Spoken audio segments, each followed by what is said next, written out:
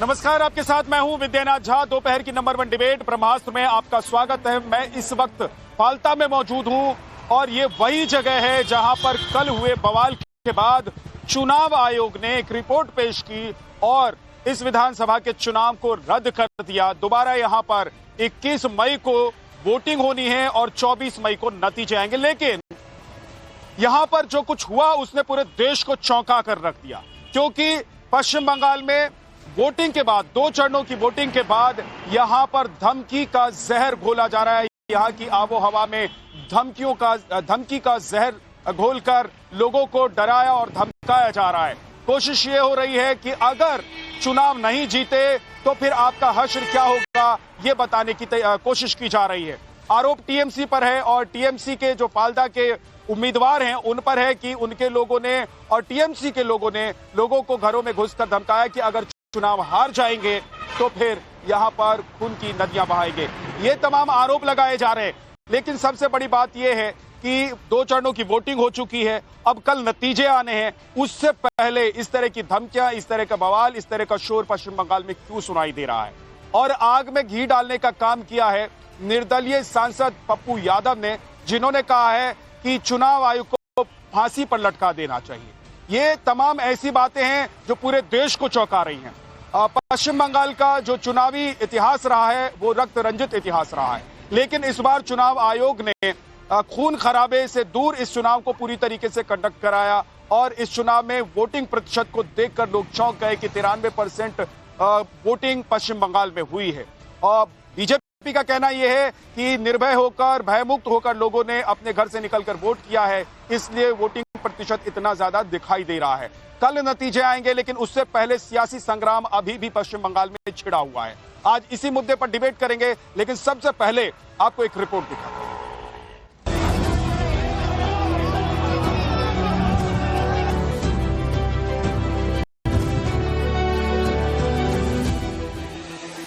बंगाल में मतगणना से पहले सियासी संग्राम चरम पर है। हार जीत की बेचैनी ऐसी कि अब मतदाताओं को सीधे अंजाम भुगतने की धमकियां दी जा रही हैं। दक्षिण 24 परगना के फाल्टा विधानसभा में हालात बेहद तनावपूर्ण हैं। आरोप है कि टीएमसी उम्मीदवार जहांगीर खान के समर्थकों ने मतदान के बाद घर घर जाकर लोगों को डराया और धमकाया। जीत न मिलने पर घर जला देने और जान से मारने की धमकियां दी गई, जिसके बाद फाल्टा की महिलाएं आक्रोशित हैं, सड़कों पर उतर आईं और आरोपियों के गिरफ्तारी की मांग की। हम लोग टीएमसी को वोट दिया था, हम लोग फिर भी हम पर हमला किया है। हमको काट डालेगा, मार डालेगा, हमको घर से निकाल दिया गया था। इस्राफिल चौकदार है, इस्राफिल चौकदार हमका प्रधान है। धमकी किसने दिया? हमको नहीं, हमारे गांववासी को। किसने दिया? इस्राफिल चौकदार। वो कौन है? यहाँ पे जीपी के प्रधान है, टीएमसी के नेता है। टीएमसी के नेता है। अभी आप लोग क्या कर रहे हैं? हमको इस्राफिल को गिरफ्तार चाहिए, हमको सुरक्षा चाहिए, महिला को सुरक्षा चाहिए। महिला को कोई हमको घर से बुलाए कि मीटिंग के लिए जाना नहीं चाहिए, ये मांग रहे हैं हम लोग। পুলিরা সকাল থেকে আমরা আছি ইসরাফিলকে ধরার জন্য। ইসরাফিল বাড়ি বাড়ি আগুন লাগিয়ে দিবে, বলেছে আর বলেছে রক্তপাত করে দিব 4 তারিখে। আমরা জিটি আয়ত্তের মধ্যে আসি। ইসরাফিল टीएमसी ने बोला? হ্যাঁ, টিএমসি কে ওই ইসরাফিল চকদার বলেছে। আর ওরা আমরা এই মীমাংস করতে দুষ্টিকে ধরো। फाल्टा से सामने आई हिंसा और दबाव की तस्वीरों ने लोकतंत्र के इस महापर्व को दागदार कर दिया। स्थिति की गंभीरता को देखते हुए चुनाव आयोग ने लोकतंत्र के इस महापर्व की शुद्धि के लिए पूरी विधानसभा में दोबारा चुनाव कराने का निर्णय लिया। अब फाल्टा के 285 मतदान केंद्रों पर 21 मई को फिर से वोट पड़ेंगे, जबकि इस सीट के नतीजे 24 मई को घोषित होंगे। चुनाव आयोग के इस फैसले ने टीएमसी की बौखलाहट को जगजाहिर कर दिया। टीएमसी महासचिव अभिषेक बैनर्जी ने सीधा दिल्ली को चुनौती दी और सोशल मीडिया पर बेहद तल्ख लहजे में अपनी भड़ास निकाली। तुम्हारे बंगाल विरोधी गुजरात गैंग और उनके साथी ज्ञानेश कुमार मेरी डायमंड हार्बर मॉडल का कुछ भी नहीं बिगाड़ सकते, चाहे 10 जन भी लग जाएं। जो कुछ भी करना है पूरी ताकत लगा लो। मैं भारत सरकार को चुनौती देता हूं, फाल्टा आकर मुकाबला कर लो। दिल्ली से अपने गॉडफादर को भेजो, अगर हिम्मत है तो फाल्टा में चुनाव लड़कर दिखाओ। मतगणना से पहले धमकियों का ये दौर बंगाल के रक्त रंजित चुनावी इतिहास की याद दिला रहा है। फाल्टा को लेकर बीजेपी और टीएमसी के बीच आरोप प्रत्यारोप की जंग छिड़ी है, तो वहीं अन्य राज्यों के नेता भी इस आग में घी डालने का काम कर रहे हैं। पहले से ही नजर में उसका पूरा हिसाब देखिए, कई साल से लोग वहाँ वोटिंग नहीं कर पाते, चाहे पंचायत, असेंबली, पार्लियामेंट कुछ भी वोट हो। इसलिए पहले से ही वहाँ कड़ाई किया है चुनाव कमीशन। वहाँ का ऑब्जर्वर को जाके बोलना पड़ा था, गुंडों को चमकाना पड़ा था, फिर भी लोगों को घर घर जाके धमकाया। कल लोग रास्ता में आके प्रतिबाद किया कि हमें वोट से रोका जा रहा है। तो एक एक बूथ में से क्या गड़बड़ी हुई, क्या हुआ, पूरा डिटेल्स चुनाव कमीशन ने सामने लाया है। और इसलिए पूरा असेंबली में रिपोलिंग हो रहा है, ये होना चाहिए। और लोगों का लोकतांत्रिक अधिकार की ये सवाल है, उसको सम्मान किया है कमीशन ने। वो उनका कोई कुछ हुमकी नहीं दिया, वो भाजपा नाटक कर रहा है, वो उसका प्रॉब्लम है, हमारा कोई प्रॉब्लम नहीं है। हम लोग कुछ नहीं किया, पब्लिक वोट दिया और भाजपा जानता है वो हारने वाला है, इसीलिए नाटक कर रहा है। बिहार के पूर्णिया से सांसद पप्पू यादव ने मर्यादाओं की सीमा लांघते हुए चुनाव आयोग पर ही हमला बोला। पप्पू यादव ने कहा कि इस चुनाव में सिर्फ राफेल, सुखोई और टैंक ही बचे थे, उन्हें भी लगा देना चाहिए। इतना ही नहीं, उन्होंने चुनाव आयोग के संदर्भ में बेहद आपत्तिजनक टिप्पणी करते हुए फांसी पर लटका देने की बात तक कह डाली। टीएन शेषन मुख्य चुनाव आयुक्त हुए देश के, और उन्होंने बिहार में बूथ कैप्चरिंग, हो हंगामा, गुंडागर्दी के खिलाफ जिस तरीके से चुनाव कराया, उसके बाद आज भी उनको याद किया जाता है। कहा यह भी जा रहा है, विशेषज्ञ ये भी बता रहे हैं कि पश्चिम बंगाल का चुनाव कमोबेश इस बार ऐसा ही हुआ, जब चुनाव आयोग ने बहुत ही सतर्कता के साथ और मुस्तैदी के साथ इस चुनाव में लोकतांत्रिक हितों की सुरक्षा की। लेकिन बिहार के ही सांसद हैं, निर्दलीय सांसद पप्पू यादव, वो कह रहे हैं कि चुनाव आयोग को वो फांसी पर लटका दे। वो कह रहे हैं कि बस लड़ाकू विमान उतारने ही पश्चिम बंगाल में बाकी रह गए थे। हमारे साथ तमाम मेहमान हैं, उनसे मैं आपका परिचय कराऊं, और सबसे पहले मैं पप्पू यादव जी के पास जाऊंगा। लेकिन एक बार बता देता हूं आपको कि आज हमारे साथ कौन कौन से मेहमान हैं जो इस डिबेट में हमारे साथ शामिल होंगे। डॉक्टर धनंजय गिरी, बीजेपी के प्रवक्ता, हमारे साथ हैं। अब निजेश अवस्थी, पॉलिटिकल एनालिस्ट, हमारे साथ हैं। Doctor Shantanu Sen, farmer member of Rajya Sabha और सीनियर टीएमसी के नेता, हमारे साथ हैं। के शर्मा, कांग्रेस के नेता, हमारे साथ हैं। और हमारे साथ पप्पू यादव हैं। पप्पू यादव जी, शुरुआत आपसे कर रहा हूं कि पश्चिम बंगाल में लोकतांत्रिक हितों की रक्षा के लिए फाल्टा में जो कुछ हुआ, उसके बाद चुनाव आयोग ने फैसला लिया कि पूरे विधानसभा के चुनाव को रद्द किया जाएगा और फिर से यहां पर वोटिंग कराई जाएगी। आप इसको नया रंग देने की कोशिश कर रहे हैं। आप पश्चिम बंगाल के चुनाव को सीधे बिहार तक ले जा रहे हैं और न जाने कहां तक ले जाने की बात कर रहे हैं। आप कह रहे हैं कि चुनाव आयोग को फांसी पर चढ़ा देंगे। चुनाव आयोग अगर चुनाव सतर्कता से नहीं कराएगा, लोकतांत्रिक हितों की रक्षा कराते हुए नहीं कराएगा, तो कैसे कराएगा? बूथ कैप्चरिंग होनी चाहिए, मारकाट होनी चाहिए। लोकतांत्रिक हित की रक्षा एनआई को उतार के होती है ना, और 27 लाख वोटर लिस्ट से नाम काट के आपने एसआईआर के बाद जिस तरीके से 27 लाख बंगाल के जनता का नाम काटा, तो वो ना हिंदुस्तानी है ना वो विदेशी है। तो इतने लोगों का जो आपने एसआईआर किया, उसको किस जेल में रखा? वो तो अब नागरिक है नहीं, तो उसको कहाँ रखे? जहां जहां का आपने नाम काटा उसको कोई जेल बनाया, सोलरल जेल बनाया, या आप विदेश भेज दिए। तो ना वो विदेश के है ना मेरे है। एक दूसरी बात, आप चुनाव आयोग क्या 10,000 रुपया बिहार में वोट के दिन ट्रांसफर हो रहा है?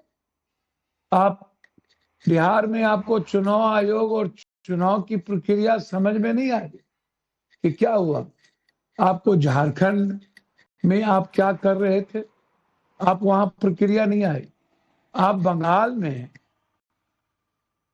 कोई भी इंसान डेमोक्रेसी के लिए खतरा है, खराब है। लेकिन जो परिस्थितियां देखने को मिली है, उस हिंसा में लटका के टांगेंगे, खत्म कर देंगे, मार देंगे। और जब हमारे वरिष्ठ मंत्री और सरकार कहती है कि हम 6-7 महीने तक हम इतने 70,000 फोर्स को यहां रखेंगे, तो फिर सीआरपीएफ के हमारे डीजी तब ट्वीट करते हैं उनके बयान के बाद, हमें 7 महीना आप रखिए, बोलने की क्या जरूरत है, एकदम रखिए। मणिपुर में आप रख तो पाए नहीं, आप सिक्किम गए, फुटबॉल खेले, बगल में आप ही जिस दिन फुटबॉल खेल रहे थे उस दिन 4 लोगों के बलात्कार हुए, 2 मौत हुई। लगातार इतनी बड़ी हिंसा मणिपुर भी इसी कंट्री में है। असम में जो आतंक और हिंसा किया गया हेमंता के द्वारा, आपको वहां नजर नहीं आया। आपको बंगाल इस कदर जिस तरीके से आप बंगाल को जीतने के लिए आप सारी संपत्ति, ताकत, 3 लाख लगभग फोर्स, सारे जितने अमानवीय अफसर थे उत्तर प्रदेश से लेकर, जो डांस बार के साथ नाच रहा है, जो गाली गलौज कर रहा है, जो आतंक पैदा कर रहा है, जो वोट के कतार में लाठी से पीट के भगा रहा है। आप जब यादव जी कुछ सीआरपीएफ, आप जिस बिहार चुनाव की बात कर रहे हैं पप्पू यादव, सर सुनिए, लोकतंत्र तो कुछ खतरे में इसीलिए पड़ गया कि हम ईस्ट इंडिया कंपनी के तरह पूरे 2-4 उद्योगपतियों के हाथ में भारत की सारी शक्ति निहित कर दी और सारे सिस्टम पर चुनाव के बीच में ईडी, सीबीआई से लेकर सारे, और जिस तरीके से आपने अभी बेल दिलवाया, हमारे आईपैक को गिरफ्तार कब किया, जो ममता दीदी के सारे, मैं आपको थोड़ा सा रोक रहा हूं पप्पू यादव जी, मैं थोड़ा सा आपको रोक रहा हूं। नहीं, एक सेकंड, आपने चुनाव हुआ, आईपैक की ईडी, कभी सुने हैं लोअर कोर्ट से ईडी का बेल होता है जिसको आपने अरेस्ट किया? आप लोग कलाकारी करते हैं, लोकतंत्र के लिए खतरा तो बन गए। कुछ ये बड़ा बड़ा चैनल का मालिक, हमारे एंकर नहीं, कुछ एंकर भी हैं जो लोकतंत्र के लिए जात पात, हिंदू मुसलमान, लोकतंत्र के लिए बड़ा खतरा यदि कोई है, ये उद्योगपति, पूंजीपति, ये सिस्टम। मैं एक बात पूछना चाह रहा हूं आपको, सुनिए अब पप्पू यादव जी सुनिए, अब मेरा सवाल है, आप सवाल का जवाब दीजिए। जो बात आप कह रहे हैं पप्पू यादव जी, जो बातें आपने कही उसी पर मेरा एक सवाल है। इस खतरा बन गया चुनाव आयोग यहाँ पर संविधान के लिए। ऐसे चुनाव आयोग तो कैसे देश में चुनाव करवाएंगे? चुनाव आयोग देश में चुनाव नहीं करवाएगा तो क्या कांग्रेस, आरजेडी और पप्पू यादव देश में चुनाव करवाएंगे? सुनिए, चुनाव आयोग था TN सेशन, चुनाव आयोग था रॉ, जो सबके लिए सिमिलर था, बराबर था। ये बीजेपी के दलाल हैं, ये बीजेपी के फंडिंग, ये जो बीजेपी लिख के भेजती है। मुझे एक चीज बताइए पप्पू यादव जी, आप जिस बिहार का नाम लेकर, जिस चुनाव आयोग का नाम लेकर बंगाल को बचाने और बंगाल को डिफेंड करने की कोशिश कर रहे हैं, उसी बिहार में पूर्णिया से निर्दलीय चुनाव आपने जीता है और चुनाव आयोग ने ही चुनाव करवाया वहां पर, या कहीं और से कोई आया था चुनाव करवाने के लिए? ए भैया, 7 बार जनता ने चुनाव जिताई है, चुनाव आयोग नहीं, 7 बार, और 1 बार MLA। तो जब आपको जनता चुनाव जितवा सकती है तो ममता बनर्जी को जनता चुनाव क्यों नहीं जितवाएगी? राहुल गांधी को चुनाव क्यों नहीं जितवाएगी? ममता बनर्जी को चुनाव क्यों नहीं जितवाएगी? मुझे ये बताइए, आपके क्षेत्र में जनता चुनाव जिताती है, वहां क्या चुनाव आयोग काम नहीं करता है? वोटिंग आप खुद करवाते हैं क्या? मैं अंतिम में कह रहा हूं, बंगाल की जनता को सैल्यूट। बंगाल की जनता ने आतंक का, पैसे का, नफरत का बंगाल की जनता ने खत्म कर दिया। कल भाजपा हारेगी, ये पप्पू यादव का दावा ही नहीं है। यदि नहीं हारी भाजपा, याद रखना। आपकी बात समझ गया मैं कि बंगाल में बीजेपी हारेगी। छोड़ देना चाहिए। अब पप्पू यादव जी सवाल भी तो सुन लीजिए। पप्पू यादव जी मेरा सवाल भी तो सुन लीजिए। आप आए हैं सवाल का जवाब देने के लिए, तो मेरा सवाल भी तो सुनिए सर। आप मेरे सवाल का जवाब दीजिए एक एक करके। आपने कहा कि पश्चिम बंगाल में बीजेपी हारेगी, आपने कहा कि पश्चिम बंगाल में ममता दीदी जीतेंगी, तो मुझे बताइए जो चुनाव आयोग यहां पर चुनाव करा रहा है उसको फिर आप फांसी पर क्यों लटकाना चाहते हैं? इसका मतलब तो ये हुआ ना कि यहां पर चुनाव आयोग ने चुनाव करवाया, बीजेपी जीते, टीएमसी जीते, उसको इससे कोई लेना देना नहीं है। ममता को नहीं, चुनाव आयोग ने सारी मर्यादाओं को पार कर गया। चुनाव आयोग ने जिस तरीके से इतना लंबा गैप, एक तरफ 3 विधानसभा का चुनाव, 3 राज्य का चुनाव एक साथ, उसके बाद एक तमिलनाडु का तय, और इनको लंबे गैप के साथ 2 और 4 तारीख को काउंटिंग। ये कौन सा साजिश था? क्या क्या करना था? चुनाव आयोग ने जितना हराने के लिए कर सकता था कर दिया। जनता ने चुनाव आयोग को जवाब दे दिया। धन्यवाद, नमस्कार। पप्पू यादव जी बहुत बहुत शुक्रिया हमसे बात करने के लिए। लेकिन एक बात मुझे समझ में नहीं आई, आप जिस तरीके से अपनी बात कर रहे हैं ना, चित भी आपकी पट भी आपकी, आप चुनाव आयोग को भी कोस रहे हैं। आप कह रहे हैं ममता बनर्जी जीत भी रही हैं, आप कह रहे हैं कि चुनाव आयोग को फांसी पर भी लटका देना चाहिए। इसी चुनाव आयोग ने चुनाव करवाकर आपको सांसद बनवाया, इसी चुनाव आयोग के ने चुनाव करवाया है, तो आप कह रहे हैं कि ममता बनर्जी जीत रही हैं। तो सवाल यह है कि चुनाव आयोग पर सवाल है या आप लोगों की चिंता है कि पश्चिम बंगाल में कहीं टीएमसी के हाथ से सत्ता निकल ना जाए? और सबसे बड़ी बात यह है कि फाल्ता में जिस तरीके से लोगों को धमकाया गया, लोगों ने जो आरोप लगाया है, कहा कि घर घर में घुसकर लोगों को यह धमकाया गया कि अगर चुनाव हम हार जाते हैं तो खून बहाएंगे, तुम्हारे बेटे को, तुम्हारे पति को नहीं छोड़ेंगे, फिर इसकी नौबत क्यों आ गई? शांतनु जी हमारे साथ हैं, टीएमसी से पूर्व सांसद हैं और वरिष्ठ नेता हैं टीएमसी के। शांतनु जी, जब चुनाव इतना क्लियर है, 226 सीटें आप लोगों का दावा है कि आप लोग जीत रहे हैं, जब आप लोग कह रहे हैं कि पश्चिम बंगाल की जनता बीजेपी को चुन ही नहीं सकती है, तो फिर यह धमकी किस लिए फाल्ता में? टीएमसी के उम्मीदवार पर आरोप लग रहा है कि घर घर में घुसकर उनके कार्यकर्ताओं ने, उनके लोगों ने लोगों को धमकाया है, माइक पर, कैमरे पर बोल रहे हैं लोग। पहला बात तो यह है कि चुनाव आयोग कोई पार्टी को जिताता नहीं है, जिताता है जनता Janardan.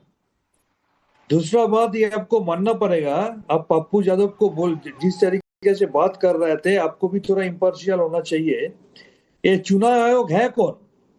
Who is mister Ganesh Kumar, जो अमित शाह जी का कोऑपरेशन डिपार्टमेंट का प्रिंसिपल सेक्रेटरी हुआ करता था। इसको कैसे लाया गया? 2023 में पार्लियामेंट में चुनाव आयोग गठन करने का बिल को चेंज कर दिया इन्होंने सुप्रीम कोर्ट का चीफ जस्टिस को हटा के वहां पर लाया another cabinet minister appointed by prime minister. उसके बाद नरेंद्र मोदी और अमित शाह मिलकर चुनाव आयोग को चुना और गणेश कुमार को वहां पर बैठाया। गणेश कुमार को वहां पर बैठाने पर वहां पर गणेश कुमार का पहला टारगेट हुआ बंगाल को किसी तरीके से बीजेपी का हाथ में गिफ्ट देना है। उसने पहले किया पूरा मोर देन 450 ऑफिशियल को चेंज कर दिया, चीफ सेक्रेटरी को चेंज कर दिया, होम सेक्रेटरी को चेंज कर दिया, डीजी को चेंज कर दिया, यानी कि लोकल लेवल में थाना का आईसीओसी को भी चेंज कर दिया, डीएम को चेंज कर दिया, एसपी को चेंज कर दिया, रिटर्निंग ऑफिसर को चेंज कर दिया। नंबर 2, नंबर 3, एसआईआर का नाम पे 91 लाख नाम वोटरों का नाम डिलीट कर दिया। उसमें जो डबल एंट्री है, डेफ वोट है, उसका खिलाफ मेरे को कुछ नहीं कहना है, लेकिन लॉजिकल डिस्क्रिपेंसी का नाम से जिस तरीके से 27 लाख वोटरों का नाम डिलीट किया और उसके बाद चुन के बीजेपी रूल्स हार के ऑब्जर्वर लाया गया।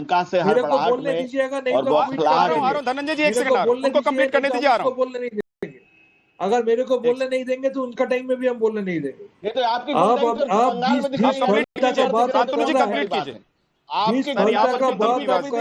पर धमकीबाजी मत कीजिए। मैं एंकर हूँ, मुझे पता है कि कौन से पैनलिस्ट को बोलना है। शर्मा जो एनकाउंटर कहा जाता है, वो किस तरीके से फौलता का वोट कैंडिडेट और उसका घर में जाके डराया, वो किस तरीके से क्यूआरटी क्विक रिस्पांस टीम को डराया, ये आपका नजर में नहीं आया क्या?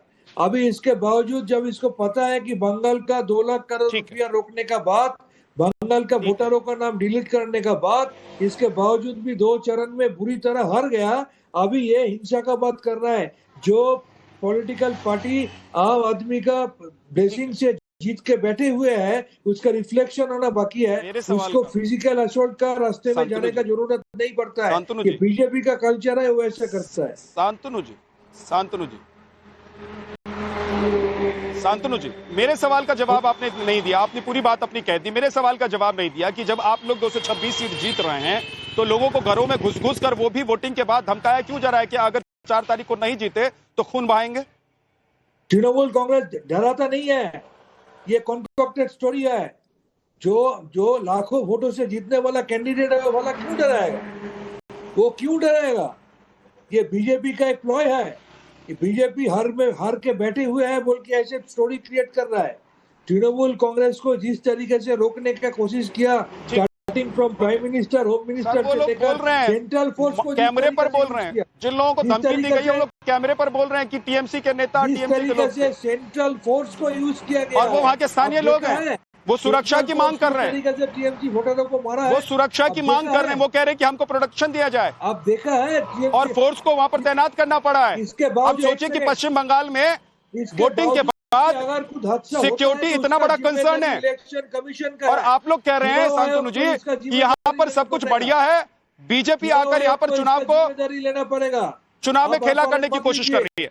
धनंजय गिरी जी, कैमरा है बोल के अपहरण मत कीजिए। चुनाव आयोग को इसका रिस्पॉन्सिबिलिटी लेना पड़ेगा, क्योंकि एक पार्लियामेंट इलेक्शन, कैमरा आपके सामने भी है और उसी चैनल पर बैठकर आप बोल रहे हैं, और एक उसी चैनल पर विद्यानाथ जी, विद्यानाथ जी उसी चैनल पर बैठकर आप बोल रहे हैं। विद्यानाथ जी, और सिर्फ हमारा कैमरा नहीं, जितने कैमरे वहां पर गए हैं सब कैमरे पर लोगों ने बोला है, और लोगों का मुंह बंद आप लोग नहीं करा सकते हैं।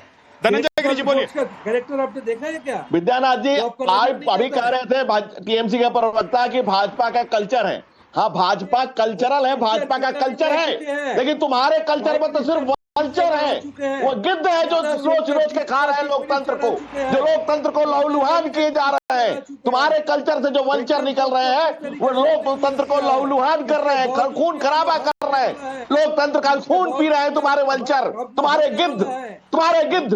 और ये तुम सिद्ध कर दिया आपने कि आप चुनाव हार रहे हैं और हार की बौखलाहट दिख रही है। वह आम आदमी परेशान है। और डॉक्टर शांतनु सुन लो, समर शेष है नहीं पाप का भागी केवल ब्याग, जो तटस्थ है समय लिखेगा उनका भी अपराध। जिन लोगों के तलवे चाट करके तुम राजनीति में अपनी रोटियां सेक रहे हो, ये कल तुम्हारे लिए भी नासूर बनेंगे और तुम्हारी पुरखे माफ नहीं करेंगी, पीढ़ियां माफ नहीं करेंगी। शांतनु, किसके पुत्र बने थे, तुमने किसके लिए तलवे चाटे थे, और जो जहांगीर आज जागीर समझ रहा है फालदा को, वो अपनी जागीर कलकत्ता को भी बनाएगा और तुम्हें भी पैदल करेगा, और आने वाली पीढ़ियां शांतनु माफ नहीं करेंगी। ये जहांगीर जो जागीर समझ रहा है लोकतंत्र को अपनी, ये तुम्हारे परिवार का भी वही हश्र करेगा जो आज गांव गरीब गुरबे के परिवार का कर रहा है, जो आम के किसान नौजवान के परिवार का कर रहा है, जो लोग करा रहे हैं रोड पर निकल करके, सड़कों पर लोग चिल्ला रहे हैं, जो आर्तनाद और करुण पुकार बंगाल की धरती पर बंगाल को लहूलुहान कर रखा है, परेशान कर रखा है। पिछले चुनाव में 100 से ऊपर हिंसा हुई। अगर सीआरपीएफ और केंद्रीय बल, धन्यवाद अमित शाह जी का, जिन्होंने अगर लगाया, नहीं लगाता तो वहां पर चुनाव नहीं हो पाते। और विद्यानाथ जी कुछ देर पहले एक सज्जन बोल रहे थे, वो बोल करके अपने आप को लाइमलाइट में लाते हैं, कहते हैं ना कि हर घड़ी चश्मे दीदार में रहने के लिए कुछ न कुछ होना चाहिए, और पब्लिसिटी का प्रेशर ऐसा कि नंगे हो जाते हैं अखबार में रहने के लिए। वो जो बिहार में कुछ नहीं कर पाते हैं, वो बंगाल में जाकर चुनाव को फांसी दे रहे हैं। अरे जिन लोग नेताओं को इस देश में लोकतंत्र की दुहाई, जिन नेताओं को फांसी चढ़ जाना चाहिए, वो नेता आपराधिक चरित्र के नेता, वो लोकतंत्र को, चुनाव आयोग को फांसी देने की बात कर रहे हैं। जिन नेताओं के कुकृत्य अगर कोर्ट से साबित हो जाए तो खुद फांसी चढ़ जाए, वो चुनाव आयोग के फांसी पर चढ़ाने की बात कर रहे हैं। और कांग्रेस पार्टी न 3 में न 13 में, वो नेता को पता नहीं कि वो कांग्रेस में है कि नहीं है, कांग्रेस चुनाव में है कि नहीं है।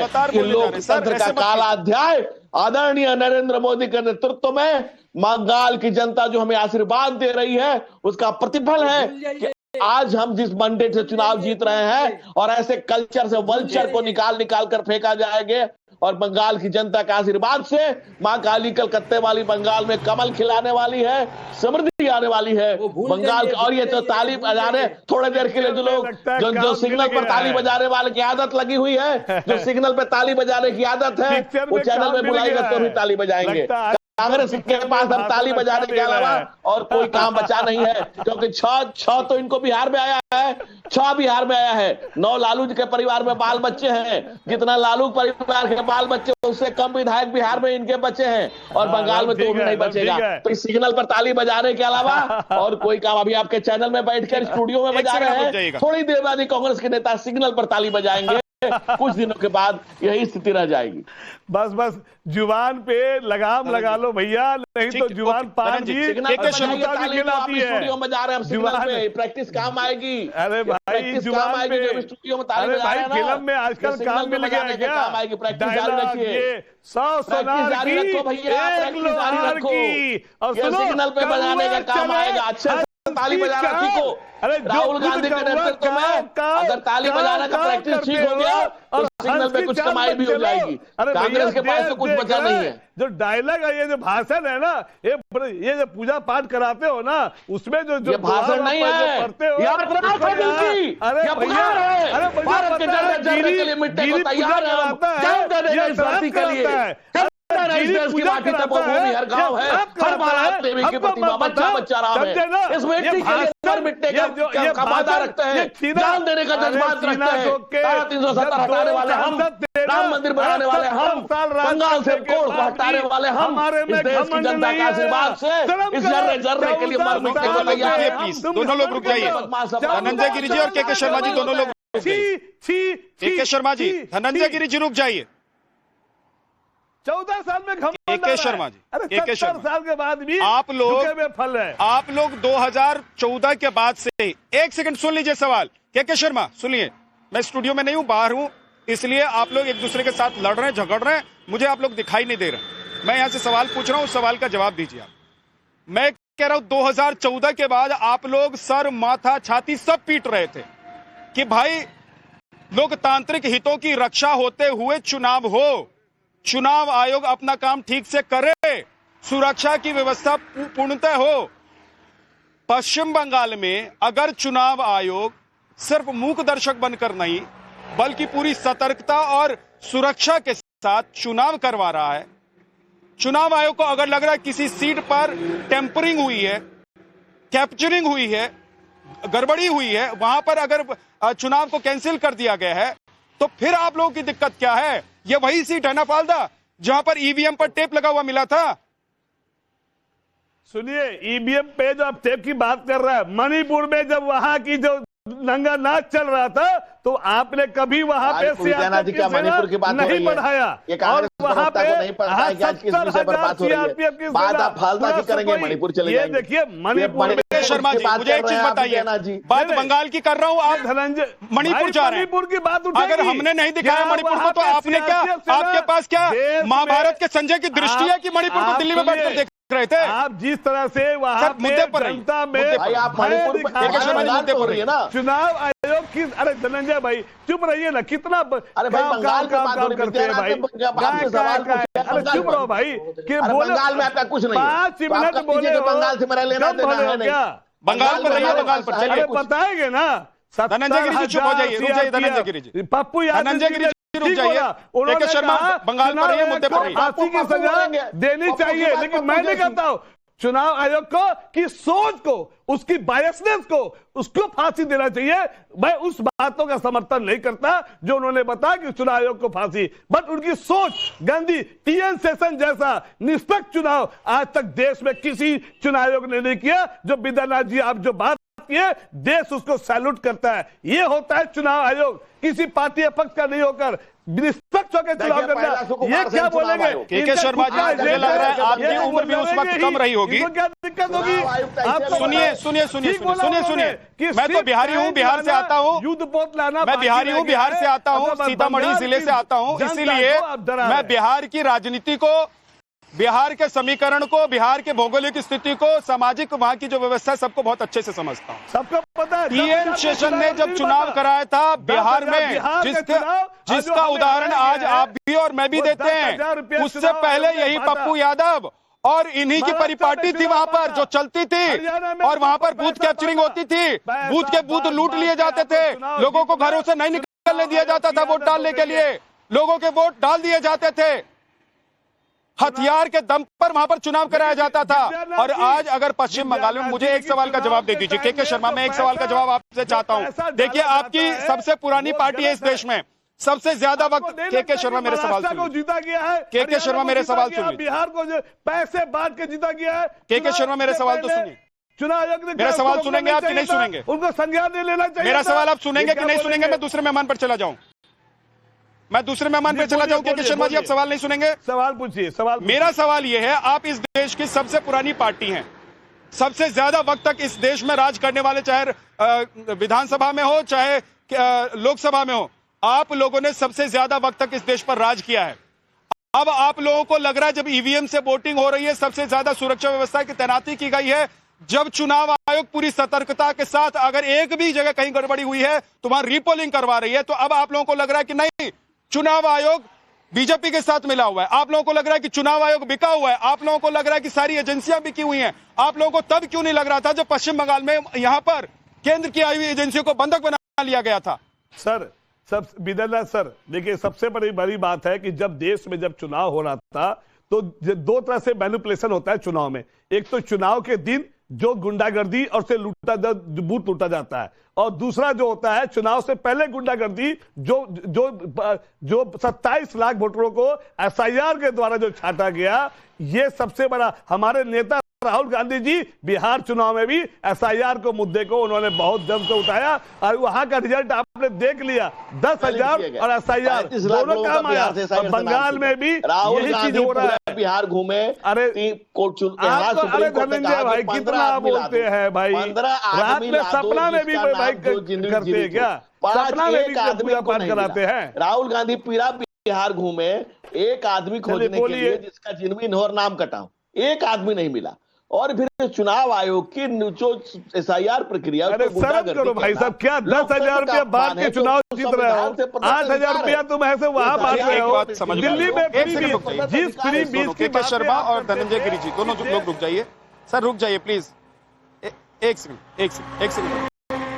मुझे एक बात नहीं समझ में आ रही है, बिहार में आप लोगों ने घर घर जाकर, गली गली घूमकर चुनाव प्रचार के दौरान हर जगह ये कोशिश की कि भाई अगर किसी व्यक्ति का वोट कट गया है तो उसको हम लेकर कैमरे पर आ जाएं। आप लोग नहीं कर पाए।